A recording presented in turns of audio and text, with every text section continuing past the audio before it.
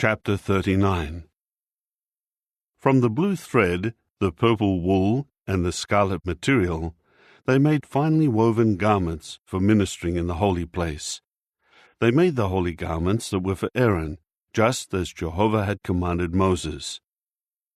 He made the ephod of gold, blue thread, purple wool, scarlet material, and fine twisted linen.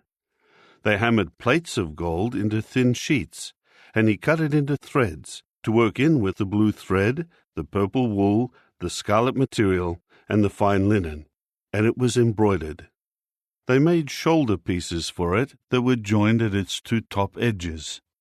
And the woven belt, which was attached to the ephod for tying it securely in position, was made of the same material, of gold, blue thread, purple wool, scarlet material, and fine twisted linen, just as Jehovah had commanded Moses.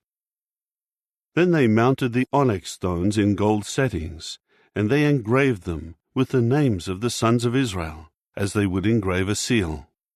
He placed them on the shoulder pieces of the ephod as memorial stones for the sons of Israel, just as Jehovah had commanded Moses.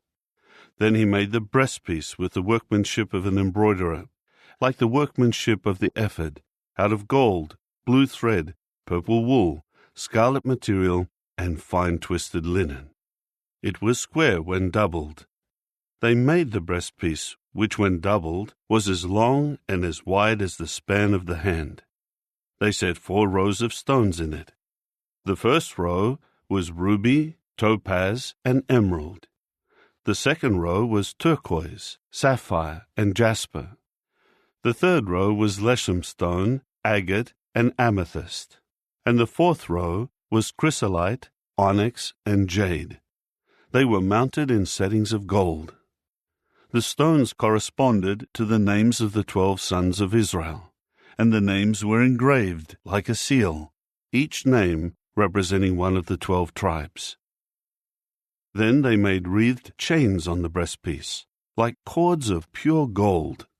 And they made 2 settings of gold, and 2 rings of gold, and attached the 2 rings to the 2 corners of the breastpiece. After that, they put the 2 cords of gold through the 2 rings at the corners of the breastpiece. Then they put the 2 ends of the 2 cords through the 2 settings, and attached them to the shoulder pieces on the front of the ephod. Next, they made 2 rings of gold, and set them at the 2 ends on the inside edge of the breastpiece, facing the ephod. Then they made 2 more rings of gold, and put them on the front of the ephod, below the 2 shoulder pieces, close to where it is joined, above the woven belt of the ephod. Finally, they tied the breastpiece with the blue cord from its rings to the rings of the ephod, in order to keep the breastpiece in its place on the ephod, above the woven belt, just as Jehovah had commanded Moses. Then he made the sleeveless coat of the ephod, woven by a loom worker, all of blue thread. The opening of the sleeveless coat was in the middle of it, like the opening of a coat of mail. Its opening had a border around it, so that it would not be torn. Next, they made on the hem of the sleeveless coat pomegranates of blue thread, purple wool, and scarlet material, twisted together. And they made bells of pure gold, and put the bells in between the pomegranates, all around the hem of the sleeveless coat, in between the pomegranates. They alternated a bell and a pomegranate, a bell and a pomegranate, all around the hem of the sleeveless coat, which was used for ministering, just as Jehovah had commanded Moses.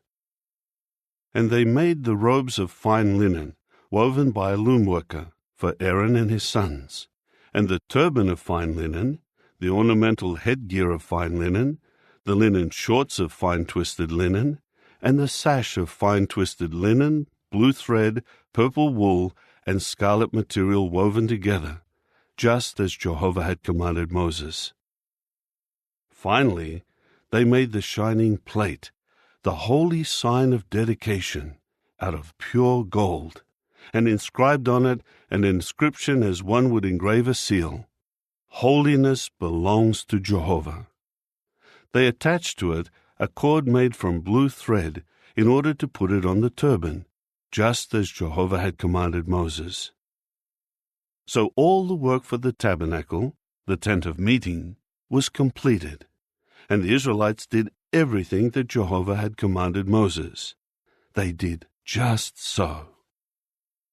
Then they brought the tabernacle to Moses, the tent and all its equipment, its clasps, its panel frames, its bars and its pillars and its socket pedestals, its covering of ram skins dyed red, its covering of seal skins, the curtain for the screen, the ark of the testimony and its poles and the cover, the table, all its utensils and the showbread, the lampstand of pure gold, its lamps, the row of lamps, and all its utensils, and the oil for lighting, the altar of gold, the anointing oil, the perfumed incense, the screen for the entrance of the tent, the altar of copper, and its grating of copper, its poles, all its utensils, the basin and its stand, the hanging curtains of the courtyard, its pillars and its socket pedestals, the screen for the entrance of the courtyard,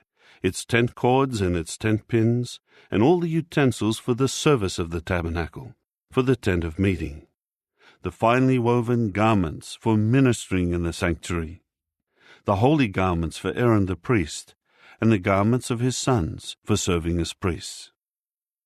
According to all that Jehovah had commanded Moses, that was how the Israelites did all the work. When Moses inspected all their work, he saw that they had done it just as Jehovah had commanded, and Moses blessed them.